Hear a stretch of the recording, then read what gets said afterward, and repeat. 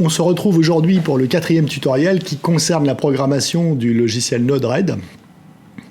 Autant le dire tout de suite, si vous êtes encore là, c'est que vous avez triomphé des 3 premiers et que vous avez réussi à survivre aux showstraps et aux différentes épreuves que les dieux de l'informatique avaient mis sur votre passage. Et il y en avait.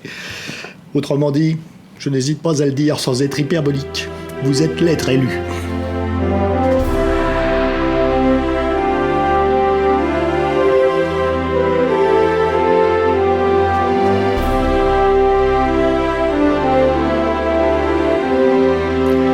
Alors votre mission, je vous le rappelle, c'est d'afficher sur une jauge la température envoyée par le ZBRNA. Alors le ZBRNA dans Node-RED, bien, il est représenté par ce petit composant qui a été développé par Schneider et qui va envoyer les données de température, qui les réceptionne, qui communique avec le ZBRNA et qui réceptionne les données de température et qui ensuite va les envoyer à d'autres composants de Node-RED, comme par exemple notre jauge. Donc on va d'abord le paramétrer, parce que sinon ça ne marchera pas. Alors, regardez, si je fais deploy, c'est-à-dire run, si je lance mon petit programme, eh bien vous voyez que déjà il me met config error, il est mal configuré. Donc je vais cliquer 2 fois dessus pour le configurer et voir ce qui manque. Alors pour le configurer, je vais cliquer sur le petit crayon qui est ici, et là je vois effectivement qu'il manque l'adresse du ZBRNA sur le réseau local. Donc je vais lui rentrer, souvenez-vous, 192.168.2.150, je vais finir par le savoir par cœur, update, down et deploy. Non seulement ça a marché, mais ça s'est connecté immédiatement. Vous voyez que si jamais ça ne se connectait pas chez vous, c'est que vous avez commis une erreur dans les étapes précédentes. Ici, c'est connecté, je peux passer à la suite. Donc actuellement, qu'est-ce qui se passe? Ce petit composant là communique par Ethernet sur mon réseau local, interroge le ZBRNA sur la température envoyée par ce petit capteur sans fil. Et ensuite, on va pouvoir l'utiliser, parce que je vais pouvoir l'envoyer, ces données, entre autres choses la température, mais aussi l'humidité, le battery voltage, à d'autres composants, comme par exemple une jauge. Mais avant d'aller plus loin, je vais vous montrer un petit composant bien utile, c'est le composant debug, qui va me permettre de voir quelle est la nature des informations que le SE Harmony Hub génère. Donc je vais effacer déjà tout ça. Alors pour ça, je vais vous présenter un tout petit élément d'interface qui peut vous être utile. C'est le fameux mode debug ici, debug message. Et alors au passage, on peut voir que je vais cliquer sur message payload ici, ce composant, et si je clique sur i, eh bien ça me donne des informations qui concernent ses propriétés. Ici, si je clique sur ce petit composant là, c'est help, c'est l'aide sur ce composant, et là c'est le debug, c'est ce que reçoit ce composant. Eh bien, on va voir ça tout de suite. Je vais cliquer sur Deploy pour sauvegarder mon programme et le mettre en route. Et là, normalement, vous voyez, hop, je vois déjà un message qui provient du SE Harmony Hub, qui est à cette adresse-là. Et je m'aperçois qu'en fait, on peut le déplier, regardez, parce que toutes les données qu'envoie le SE Harmony Hub, en fait, sont empaquetées sous forme d'un objet hiérarchisé dans lequel je vais pouvoir retrouver toutes mes informations. Donc, vous voyez, il contient un device à l'emplacement 0, à l'emplacement channel 1, c'est un CL110, c'est bien ça. Ici, toutes les informations qui sont contenues, qui sont envoyées par le CL110, je vais déplier par exemple la température et je vois que on envoie 23 degrés 9. Tout l'enjeu maintenant, on va essayer de récupérer ce petit message et l'afficher dans une jauge. Je vais vous montrer comment faire, c'est extrêmement simple. Nous sommes pratiquement au bout de nos peines. Alors avant de commencer et de mettre mon composant jauge, une petite explication. Alors il faut savoir que la seule vocation du programme très simple que vous voyez sous vos yeux est d'afficher une page web, donc sur laquelle figurera notre jauge. Pour l'instant, cette page web doit être vide, puisqu'on n'affiche rien. Alors pour s'en convaincre, on va cliquer sur la petite icône qui s'appelle Dashboard ici, et ensuite on va cliquer sur cette icône qui va afficher la page web qui est générée. Allons-y. Normalement, elle doit être vide. Bon, elle n'est pas vide, ils ont mis une petite pub pour Node-RED, c'est bien légitime, c'est normal, j'aurais fait pareil à leur place. Et donc nous, notre enjeu, ça va être d'afficher quelque part sur cette page notre jauge. Alors il faut savoir quand même que les pages qui sont générées par Node-RED, c'est comme ça que c'est conçu, eh bien les objets qui vont s'afficher dessus doivent appartenir à un groupe et aussi à un sous-groupe qui s'appelle tab. Donc on va être obligé de définir ça pour notre composant jauge. Vous allez voir. Alors je vais prendre mon composant jauge, je vais le relier au SE Harmony Hub et je vais le configurer. Alors vous voyez, il nous indique ici tout de suite qu'il manque comment dire, on a oublié d'assigner ce composant à un groupe. On va le faire tout de suite. On le voit parce que c'est entouré en rouge. Ça veut dire qu'il y a une erreur quelque part. Donc on va créer un nouveau groupe, add new UI group. UI, ça veut dire interface utilisateur. Et on va le paramétrer. On va l'appeler par exemple, je ne sais pas moi, données du capteur. Je pense que ça affichera un titre. On verra bien. Et puis ensuite, il faut que je l'affecte à un sous-groupe. Donc, pareil, je vais changer. Je vais mettre par exemple le CL110. Par exemple, ça pourrait être le sous-groupe du capteur CL110. Add. Ensuite, il va falloir que je lui précise. Donc, ça va afficher une jauge qui va afficher des valeurs entre 0 et 100, puisque c'est une température. Au passage, on peut changer le color gradient.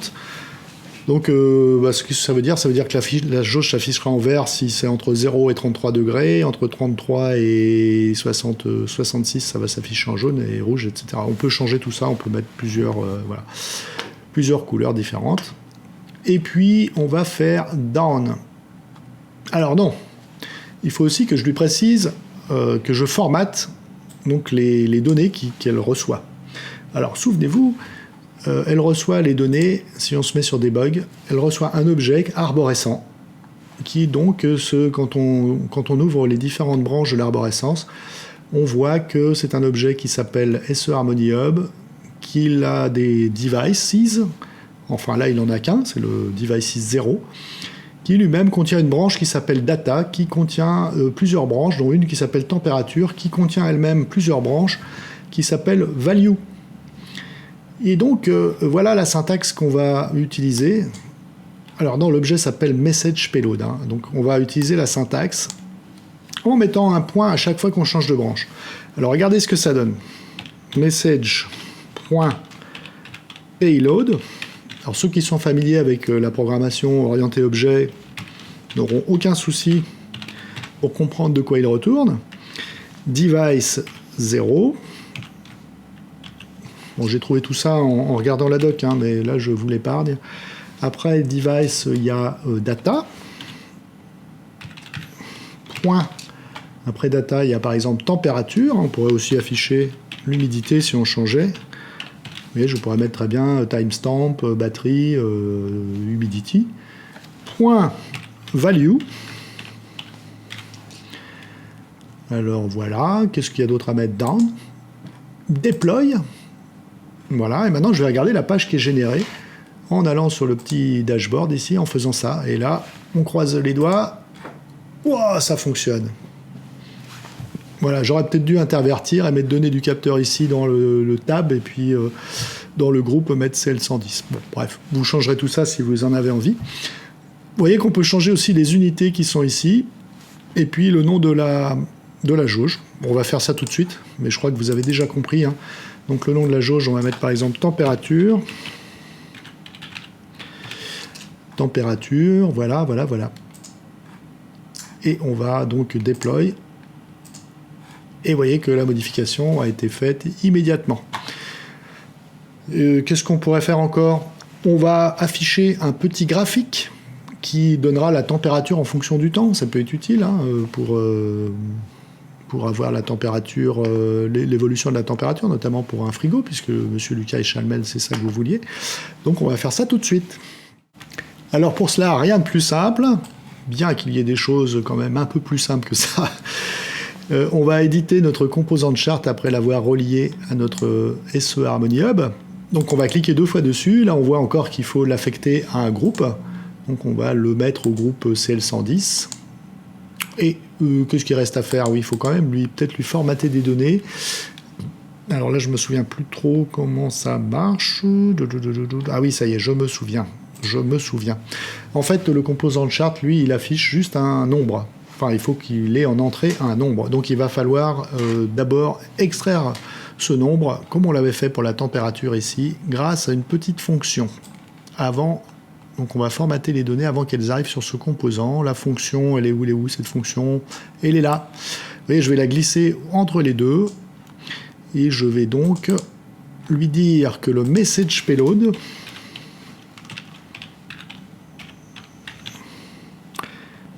égale, alors là je vais tout simplement recopier ce que j'ai mis pour la température. Donc voilà, cette fonction, en fait ce qu'elle va faire, c'est qu'elle va simplement extraire le chiffre de la température avant de l'envoyer au composant chart. Vous voyez comment ça marche?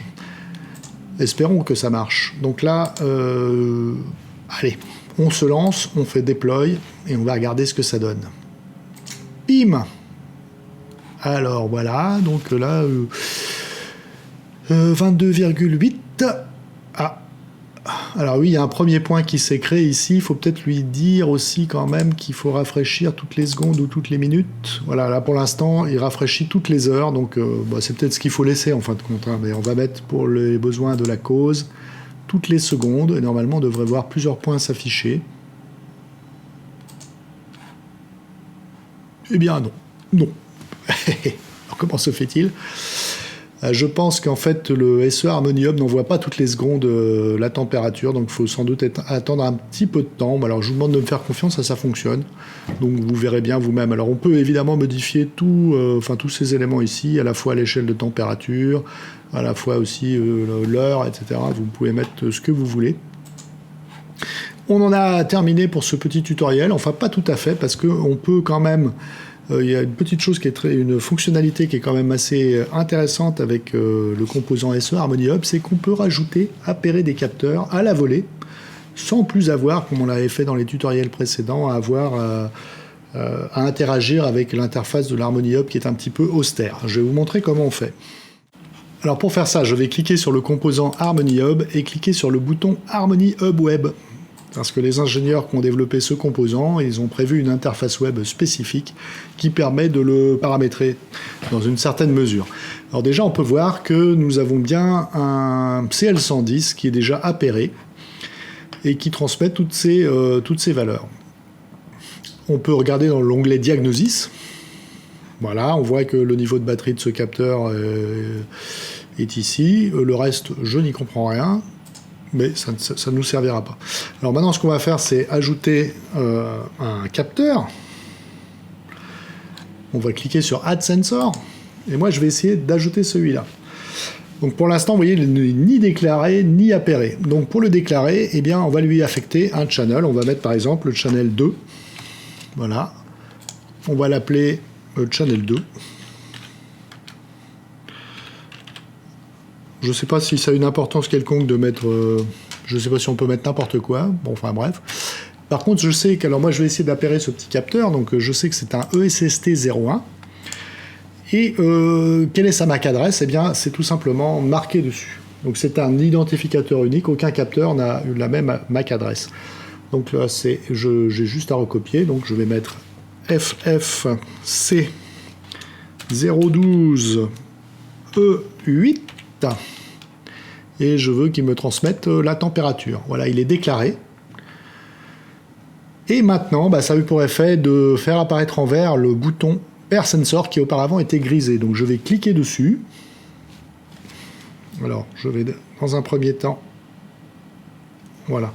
Dans un premier temps, j'ai pris la précaution en fait, de désappairer, d'être sûr qu'il est désappairé, de le réinitialiser. Il suffit d'appuyer pendant 3 secondes sur le bouton qui est là. Il y a 3 flèches lumineuses qui s'affichent. Pair Sensor. Là, qu'est-ce qu'il me dit? Si je veux l'appairer, je dois presser le bouton sur le sensor et observer 2 blinks. Et ensuite, à 30 secondes à 2 minutes. Alors. Voilà. 2 blinks. Donc là, il ne reste plus qu'à prier Informaticus, le dieu de l'informatique. S'il te plaît, fais que ça marche. Alors ça a marché, ça a déjà marché, j'ai testé. Et donc, ça devrait fonctionner. Je regarde mon ZBRN1 pour voir ce qu'il dit. Bon, il n'a pas l'air de dire quoi que ce soit. Hein. Il met juste qu'il est ready. Voilà, bon. Oh, ça a fonctionné, merci, merci. Donc voilà, donc je peux utiliser aussi ce capteur. Maintenant, je peux le reprogrammer avec Node-RED pour afficher lui aussi sa température. Je vais le faire tout de suite. Alors maintenant qu'on sait faire, ça va être plus rapide. D'abord, je vais regarder si les données qu'envoie le composant SE Harmony Hub ont changé grâce à mon composant debug. Je vais déployer Et voilà, qu'est-ce que je vois là? Qu'est-ce que je vois là? Des erreurs. Ah voilà, j'ai ici mon composant qui a changé. Maintenant, il a deux devices, vous voyez. Il y en a le 0 qu'on avait déjà vu, notre température, le CL110, et le suivant, vous voyez, qui est un peu plus simple. L'arborescence, c'est plus simple, puisque il n'envoie qu'une température. Hein, c'est ce qu'on avait coché.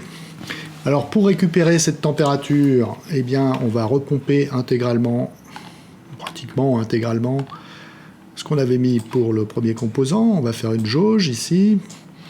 Je vais recopier la syntaxe du format des valeurs, de la valeur qu'on cherche ici. Simplement, je vais changer, je vais mettre device 1. Je vais mettre 0,100, je vais mettre température ambiante.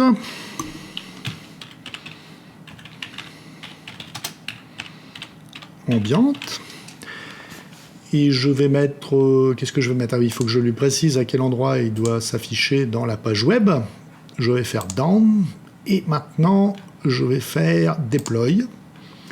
Et je vais regarder sur mon dashboard à quoi ressemble ma nouvelle page. Et alors, ça fonctionne très bien. Vous voyez, température, température ambiante. Et bien voilà, c'est fini. Nous avons achevé notre grand voyage qui fut, je l'espère, agréable pour vous. Nous avons découvert à cette occasion le logiciel Node-RED qui permet de faire très simplement, pour peu qu'on le maîtrise, de faire de la maintenance connectée en communiquant avec différents capteurs.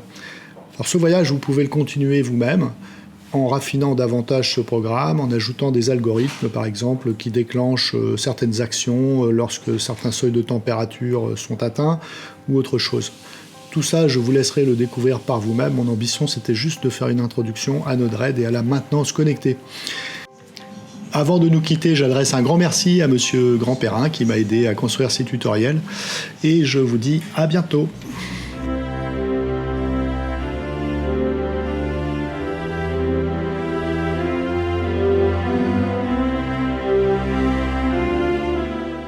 Bon alors les gars, est-ce que vous avez réussi à appairer les capteurs là?